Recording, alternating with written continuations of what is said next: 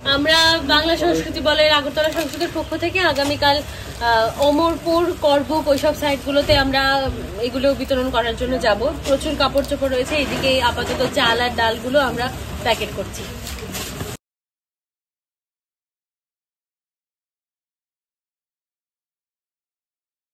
আমরা এখানে চাল ডাল পুলি গুছাচ্ছি, কালকে আমরা অমরপুর আর করবুক যাব, ওটার জন্য চাল ডাল আটা এগুলো সব গুছিয়ে নিচ্ছি।